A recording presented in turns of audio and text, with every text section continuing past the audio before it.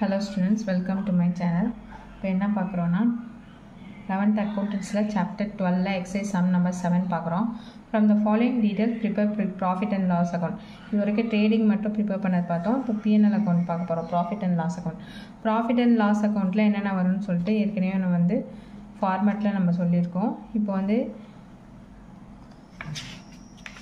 இன்னொரு தடவை நம்ம ரீகால் பண்ணுறோம். ப்ராஃபிட் அண்ட் லாஸ் அக்கௌண்ட்டில் எந்தெந்த இதெல்லாம் வரும் அப்படின்னு பார்த்தீங்கன்னா ஆஃபீஸ் அண்ட் அட்மினிஸ்ட்ரேட்டிவ் எக்ஸ்பென்சஸ் வரும். Next selling and distribution expenses, other expenses and losses, miscellaneous expenses எது இருந்தாலும் வரும். இந்த side indirect income, credit side வந்து இன்டைரக்ட் இன்கம் எது இருந்தாலும் கிரெடிட் சைடு வரும். ஓகேவா?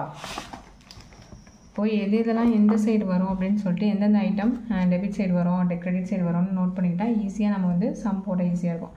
இப்போ கிராஸ் ப்ராஃபிட் எங்கே வரும்? கிரெடிட் சைடு வரும். ஓகேவா? அதாவது ட்ரேடிங் அக்கௌண்ட்டில் உள்ள கிராஸ் ப்ராஃபிட் P&L வந்து கிரெடிட்டில் வரும். Next office rent debit side வரும். டெப்ரிஷியேஷன் ஆன் ஆஃபீஸ் அசெட் எல்லாமே வந்து டெபிட் சைடு தான். ஆஃபீஸ்க்கு உள்ளது ஆஃபீஸ் எக்ஸ்பென்சஸ் எல்லாமே வந்து டெபிட் சைடு தான் வரும். Next discount allowed debit side வரும். அட்வர்டைஸ்மெண்ட் அதுவும் வந்து டெபிட் சைடு தான் வரும். Next audit fees debit side வரும். இன்ட்ரெஸ்ட் ரிசீவ் இதெல்லாம் வந்து இன்கம் ரிசீவ் பண்ணுறோம்ல அதனால் கிரெடிட் சைடு வரும். டிஸ்கவுண்ட் ரிசீவ் அதுவும் கிரெடிட் சைடு தான் வரும். கேரேஜ் அவுட்வர்டு வந்து டெபிட் சைடு வரும்.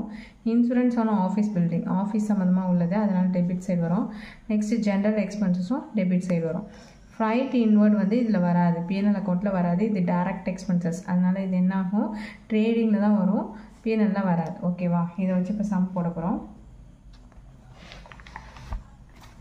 சம் பார்த்தீங்க அப்படின்னா profit and loss account particular rupees first என்ன கொடுத்துருக்காங்க? கிராஸ் ப்ராஃபிட் கொடுத்துருக்காங்களா? கிராஸ் ப்ராஃபிட் எங்கே சொல்லியிருக்காங்க? Credit side.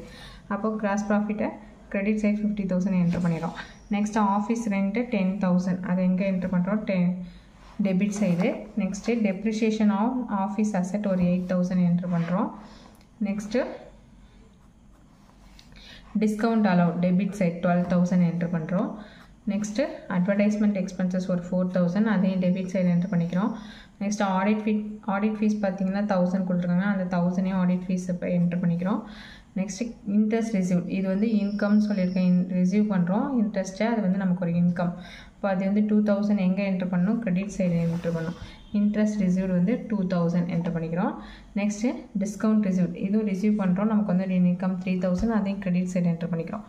Next garage outward எங்கே வரும்? டெபிட் சைடில் வரும். 2,500 என்ட்ரு பண்ணிக்கிறோம்.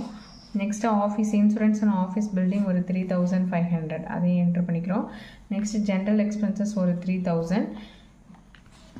இது ஃப்ரைட் இன்வர்டு வராது, இது வந்து டைரக்ட் எக்ஸ்பென்சஸ் ட்ரேடிங் அக்கௌண்ட்டில் தான் வரும், P&L அக்கௌண்ட்டில் வராது. இன்டைரக்ட் எக்ஸ்பென்சஸ் மட்டும் தான் வரும். இப்போ எல்லாமே என்ட்ரு பண்ணியாச்சு. எந்த சைடு அதிகமாக இருக்குதுன்னு பார்த்தீங்கன்னா கிரெடிட் சைடு தான் அதிகமாக இருக்குது. கிரெடிட் சைடு எவ்வளோ இருக்குது? 55,000 இருக்குது.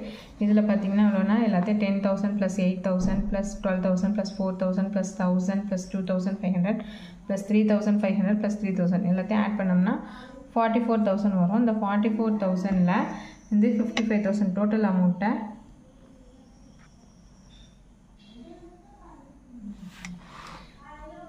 -44,000 லெஸ் பண்ணிங்கன்னா 11,000 வருது. இதான் என்ன செய்யுது? Net profit. Net profit transfer to இது எங்கே ட்ரான்ஸ்ஃபர் ஆகும்னா கேபிட்டல் அக்கௌண்ட்டுக்கு ட்ரான்ஸ்ஃபர் ஆகும். ஓகேவா? Next move on to 8th sum. இதில் பார்த்தீங்கன்னா என்னென்னா from the following information prepare profit and loss account for the year ending 31st December 2016 கொடுத்துருக்காங்க. பர்டிகுலர்ஸ்லாம் கொடுத்துருக்காங்க. எது எங்கே வரும்னு சொல்லிட்டு நம்ம நோட் பண்ணிக்குவோம். கிராஸ் லாஸ் எங்கே வரும்? ட்ரேடிங்கில் கிரெடிட் சைடு வரும் கிராஸ் லாஸ். அப்போது P&L டெபிட் சைடு வரும். ஓகேவா? கிராஸ் ப்ராஃபிட்டாக கிரெடிட் சைடு வரும், கிராஸ் லாஸாக டெபிட் சைடு வரும். Next promotional expenses debit side. இது எல்லாமே எக்ஸ்பென்சஸ் எல்லாமே டெபிட் சைடு தான், கண்ணை மூடிட்டு போட்டுடலாம். நெக்ஸ்ட்டு கமிஷனும் பே பண்ணுறோம், இதுவும் ஒரு எக்ஸ்பென்சஸ் தான். நெக்ஸ்ட்டு இன்ட்ரெஸ்ட் ஆன் லோன் பெய்டும் எக்ஸ்பென்சஸ் தான், அதனால் டெபிட் சைடு வருது. நெக்ஸ்ட்டு பேக்கிங் சார்ஜஸ் எதுக்காக பண்ணுறோம் அப்படின்னா சேல்ஸ்க்காக பேக்கிங் சார்ஜஸ், அது ஒரு எக்ஸ்பென்சஸ் தான், டெபிட் சைடு வரும். டிவிடெண்ட் டிவிடெண்ட் வந்து நம்ம ரிசீவ் பண்ணுறோம், இது ஒரு இன்கம் அதனால் credit side. Next printing and stationery எதுக்கு? ஆஃபீஸ்க்கு, அதனால் debit side. Legal charges debit side. Bad டெப்ட்டும் டெபிட் சைடு தான் போட போகிறோம். டெப்ரிஷியேஷனும் debit side. Next rent receive பண்ணுறோம், அது இன்கம் அதனால் கிரெடிட் சைடு போடும். லாஸ் பை ஃபயர், லாஸ் எல்லாமே எங்கே போடுவோம், டெபிட் சைடு தான் போடுவோம். ஓகேவா? இப்போ இதை வச்சு நம்ம என்ட்ரு பண்ண போகிறோம். சம்ம எழுதிங்க. ஹெட்டிங் வந்து profit and loss account for the year ended 31st December 2016. Debit credit போட மறந்துடாங்க. டபுள் சைடு எப்போ சம் போட்டாலும் டெபிட் கிரெடிட் போடணும். Next first one to gross loss. Gross loss எங்கே வரும், கிராஸ் லாஸ் வந்து டெபிட் சைடு தான் வரும். 60,000 என்ட்ரு பண்ணியாச்சு. நெக்ஸ்ட்டு டு ப்ரொமோஷனல் எக்ஸ்பென்சஸ் ஒரு 5,000 என்ட்ரு பண்ணிட்டோம். டிஸ்ட்ரிபியூஷன் எக்ஸ்பென்சஸ் ஒரு 15,000 என்ட்ரு பண்ணியிருக்கோம். நெக்ஸ்ட்டு கமிஷன் பெய்டு ஒரு 7,000. Interest on loan paid 5,000 enter பண்ணியாச்சு. நெக்ஸ்ட்டு பேக்கிங் சார்ஜஸ் ஒரு 4,000. டிவிடெண்ட் ரிசீவ்ட் எவ்வளோ கொடுத்துருக்காங்க, 3,000. எங்கே வரும், இது ஒரு இன்கம், அதனால் கிரெடிட் சைடு தான் வரும். Dividend received 3,000. Next printing and stationery, அதுவும் என்னது டெபிட் சைடு தான், printing and stationery. Next legal charges ஒரு 5,000.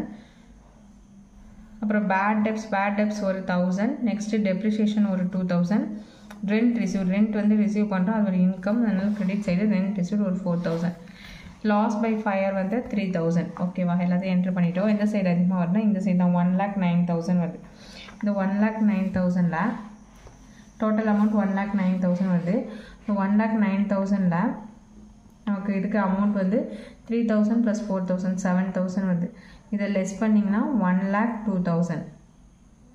ஓகேவா? இது வந்து இந்த சைடு கிரெடிட் சைடு வர்றதுனால அது நெட் லாஸ் பை நெட் லாஸ்னு போட்டு 1,02,000. இதை எங்கே ட்ரான்ஸ்ஃபர் பண்ண போகிறோம், கேபிட்டல் அக்கௌண்ட்டுக்கு ட்ரான்ஸ்ஃபர் பண்ணுவோம். Very easy chapter. எந்த சைடு எதை அப்ளை பண்ணணும்னு பார்த்தீங்கன்னா டெபிட் சைடா கிரெடிட் சைடான்னு பார்த்திங்கன்னா ஈஸியாக சம் போட்டுடலாம். தேங்க்ஸ் ஃபார் வாட்சிங்.